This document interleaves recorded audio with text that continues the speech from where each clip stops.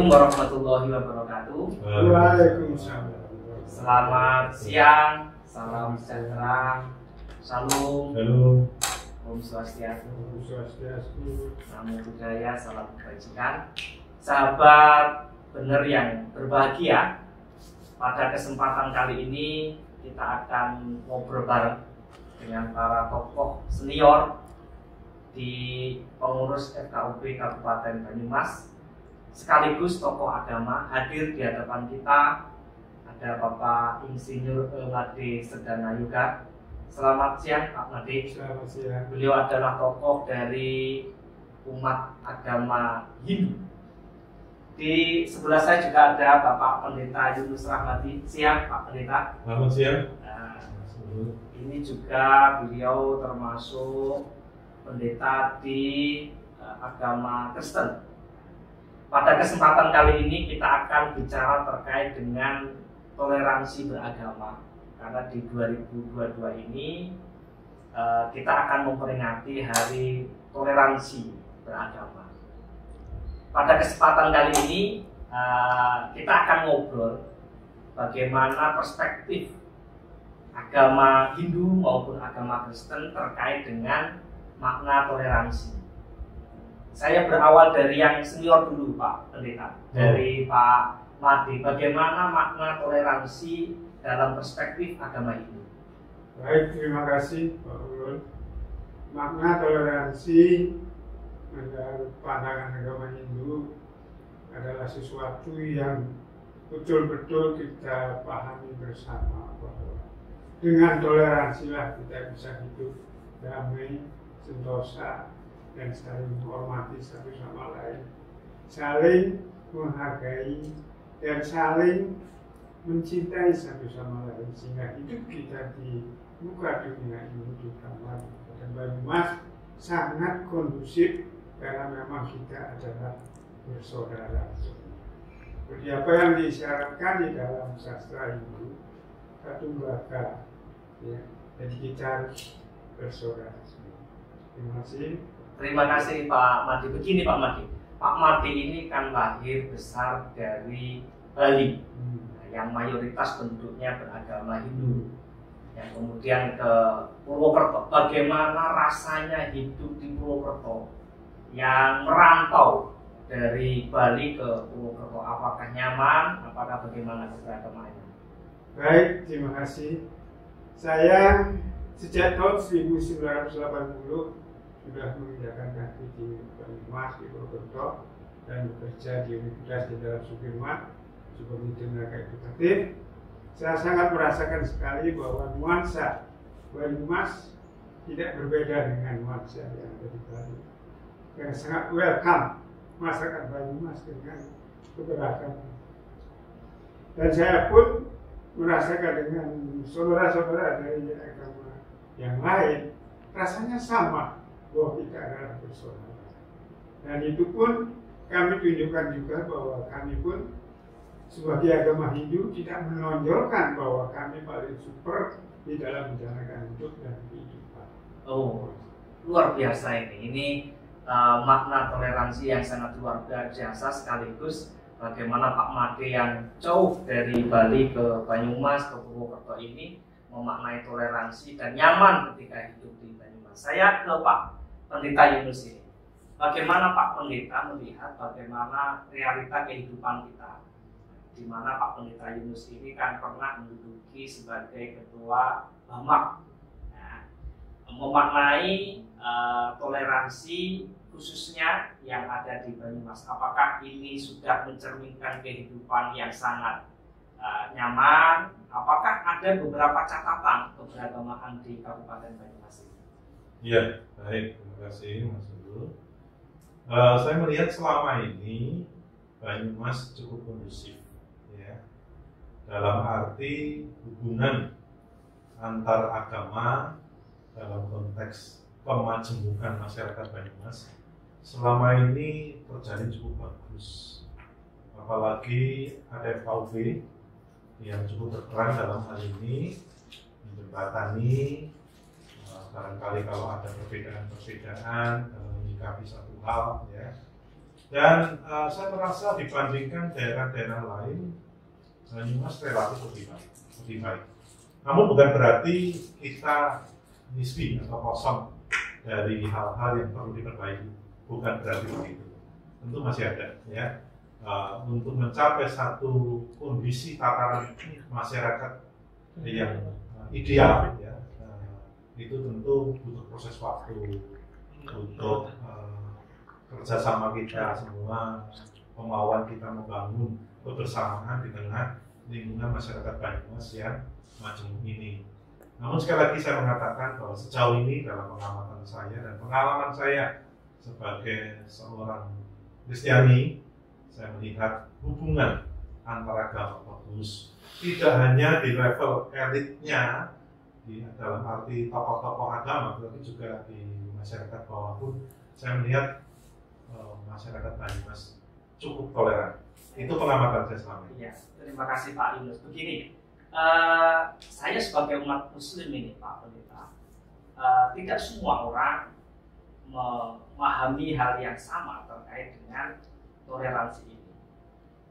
Banyak di kalangan kami umat Islam yang terkadang juga mengkritik kenapa harus berkomunikasi dengan umat Kristen, Katolik, Hindu, Buddha, dan lain sebagainya. Apakah ini juga terjadi di umat Kristian sendiri? Ya, kalau dalam ajaran agama kami tidak ada batasan dalam kami berinteraksi, bersosialisasi, menjalin relasi dengan sesama manusia. Tidak ada batasan, artinya dalam konteks Alkitab kami ada ayat yang menarik, ya, yang mengajarkan tentang toleransi di dalam Injil Matius pasal 7 ayat 12. Di sana dikatakan apa yang kamu ingin orang lain perbuat kepadamu, perbuatlah juga kepada mereka, gitu ya. Artinya kalau kita mengharapkan orang lain bersikap baik pada kita, ya kita juga harus bersikap baik dulu kepada mereka. Jadi jangan hanya menuntut satu pihak, tapi interaksi, timbal balik, kita bersama, saling menghormati, saling menghargai.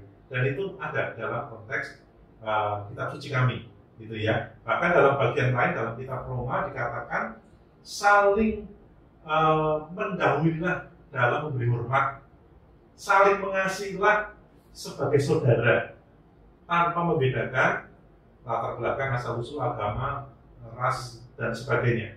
Itu ada, sehingga secara umum sebenarnya Alkitab kami, ajaran agama Kristen itu tidak pernah membeda-bedakan satu dengan yang lain.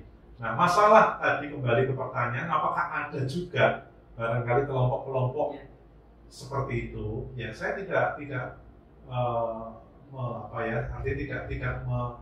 menutup realita bahwa barangkali ada segelintir saya katakan, segelintir orang yang kadang-kadang menerjemahkan ayat-ayat kitab suci itu menurut pemahamannya sendiri, gitu ya. Mestinya kalau dalam ajaran ilmu teologi itu ada yang namanya hermeneutik, ya.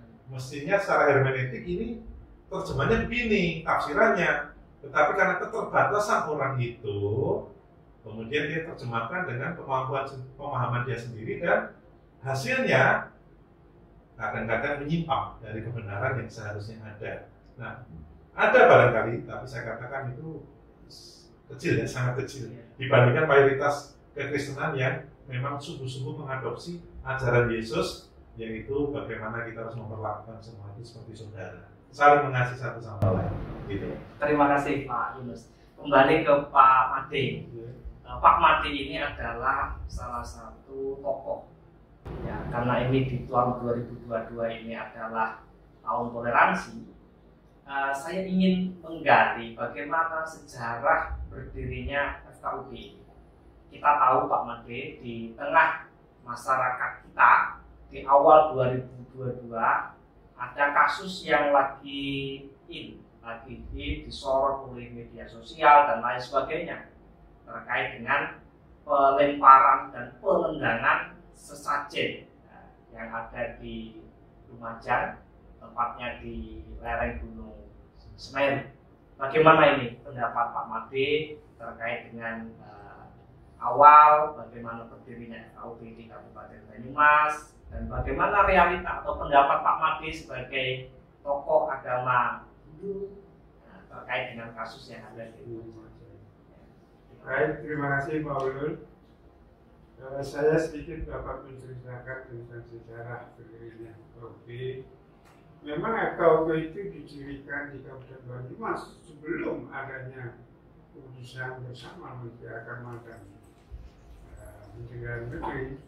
Itu sangat mendorong sekali kepada masyarakat Banyumas dalam hal ini tokoh-tokoh agama, khusus saya berikan junjungan tinggi Kiai Nur Iskandar Al-Basani. Beliaulah yang mempunyai prakarsa karena pada tahun 1998 itu merupakan krisis multidimensi yang betul-betul kalau itu tidak kita bijaksanai dalam merukunkan itu bisa chaos negara. Bahkan Banyumas pada waktu tokoh-tokoh itu sangat bersatu sekali, jangan sekali-kali Banyumas seperti di Solo, seperti di kota lain, jangan sampai, karena Banyumas sangat kondusif sekali, maka tokoh-tokoh agama pada itu di pondok pesantren Karangsuci itu sepakat, baik tokoh agama, tokoh masyarakat, pemerintah daerah, baik dari aparat keamanan dan sebagainya, sangat sepakat untuk kita mengadakan suatu forum yang pada waktu itu dinamakan forum forum kerukunan forum atau apa namanya? Forum kerukunan umat FKA, forum kerukunan antar umat beriman. Itu pertama sekali itu yang tercetus. Kemudian dengan berjalannya waktu, kemudian para tokoh-tokoh agama juga memandang bahwa ada komunitas penghayat, mengapa kita tidak rangkul? Maka kemudian masuk kita jadikan satu dalam forum kerukunan antar umat beriman itu. Kemudian juga setelah tahun 2006, nah di sana ada perubahan nama dari forum kerukunan antar umat beriman menjadi forum persaudaraan antar umat beriman. Apa yang membedakan itu, Pak Made? Karena memandang pada saat itu ya dengan nama yang berubah itu karena kita ketahui bahwa selain apa yang sudah ada komunitas lain yang harus kita mengembangkan, karena banyak sekali seperti Muslim aja banyak sekali unsur ininya itu loh, jadi semua jejer bersatu sama. Nah, kemudian dengan turunnya SK bersama Menteri itu berubah menjadi forum kerukunan umat beragama, sehingga semuanya bersepakat bahwa kita harus mengadu juga kepada peraturan pemerintah, sehingga muncul namanya forum kerukunan umat beragama. Nah, kemudian secara sudah saya sebutkan sejarahnya itu, mungkin nanti bisa ditambahkan lagi oleh Pak Pemerintah itu. Adanya kasus yang sedang viral di media sosial, saya sebagai umat Hindu betul-betul sangat menyayangkan sekali kejadian itu. Dengan adanya sudah dikatakan pada tahun toleransi, kok masih ada saudara kita yang begitu tidak menerima adanya suatu perbedaan, adanya suatu kebersamaan di dalam melaksanakan apa yang diyakini oleh masing-masing agama. Nah, pada prinsipnya saya bukan menyalahkan juga mereka itu, karena mereka menurut pandangan agama ini mereka itu sedang gelap batin. Ada kegelapan batin yang menyebabkan dia itu vulgar di dalam melaksanakan tindakan. Bahwa Tuhan telah menutup aura gelap batinnya itu sehingga dia tidak menyadari bahwa hal itu tidak benar sebenarnya yang dilakukan. Apalagi sudah di negara kita sebagai negara kesatuan Republik Indonesia yang bahwa agama dan keyakinannya itu dihormati oleh negara. Nah, oleh karena itu saya sangat menyayangkan sekali rasa toleransi itu masih jauh dari yang kita pikirkan bersama. Sebab kalau dipelitani bahwa toleransi itu tidak hanya karena agama satu dan agama lain berbeda dengan tidak juga. Semua kan dalam kehidupan sehari-hari pun sebenarnya kita sudah bertoleransi sebenarnya. Bagaimana? Saya datang ke sini, saudara kita sangat toleran sekali menunggu saya datang. Itu sudah toleransi sebenarnya. Tetapi janganlah rasa toleransi terhadap sesama itu kemudian dijadikan hal-hal yang menyebabkan kita tidak rukun di dalam bermasyarakat berbangsa. Oke. Terima kasih. Ini terakhir Pak Mati. Bagaimana harapan Pak Mati untuk kasus yang baru saja terjadi, sekaligus harapan untuk umat Hindu di dalam 2022 yang menjadi Hari Toleransi? Baik, terima kasih. Kembali lagi saya katakan harapan saya kepada semuanya saja, baik umat saya sebagai umat Hindu, akan menjaga diri dengan sesama, dan janganlah hal yang apa yang sudah sangat viral itu justru kemudian kita dikembar-kemborkan lagi, dibesar-besarkan lagi. Jadi saya katakan tadi bahwa mungkin insan yang sedang melakukan itu sedang gelap batin. Namanya gelap batin kita nggak bisa apa-apa. Tapi dengan kejadian itu kemudian ada yang memviralkan. Nah, ini yang perlu kita waspadai bersama. Ada apa di belakangnya? Namun saya himbau kepada seluruh umat Hindu, khususnya Kabupaten Banyumas, mari kita jaga diri kita sendiri dan kuatkan iman kita, dan jangan mengeluarkan hal-hal perbuatan-perbuatan yang menentang adanya toleransi. Terima kasih. Terima kasih. Ini kembali ke Pak Pendeta Yunus ini Pak Pendeta. Ini kan FKUP Kabupaten Banyumas sudah mempunyai pegangan, yaitu terkait dengan SKP 2 Menteri, Menteri Agama, Menteri Dalam Negeri nomor 8 dan nomor 9 tahun 2006. Seringkali umat Kristiani, baik Kristen maupun Katolik, di dalam pendirian rumah ibadah ini terkadang agak kesulitan karena harus memenuhi persyaratan-persyaratan administratif. Bagaimana pendapat Pak Pendeta Yunus terkait dengan tadi disampaikan Pak Mati, awal mula berdirinya FKUP Banyumas dari FKUP, FPAUP sekarang menjadi FKUP. Bagaimana ini Pak Pendeta Yunus terkait dengan SKP 2 Menteri ini? Ya, yang pertama perlu disadari dulu bahwa kita hidup tinggal di Indonesia yang notabene bukanlah negara agama, tapi negara yang berdasarkan Pancasila. Negara ini lahir juga bukan dari satu agama saja, tapi semua agama ikut berkontribusi bagi berdirinya negara yang kita cintai ini. Nah, kalau kita menyadari bahwa Indonesia ini adalah negara yang berdasarkan Pancasila, artinya dalam konteks menjadi rumah kita bersama, rumah besar kita bersama, di mana di dalam rumah besar itu tinggal berbagai macam suku, bangsa, agama, kelompok, dan sebagainya.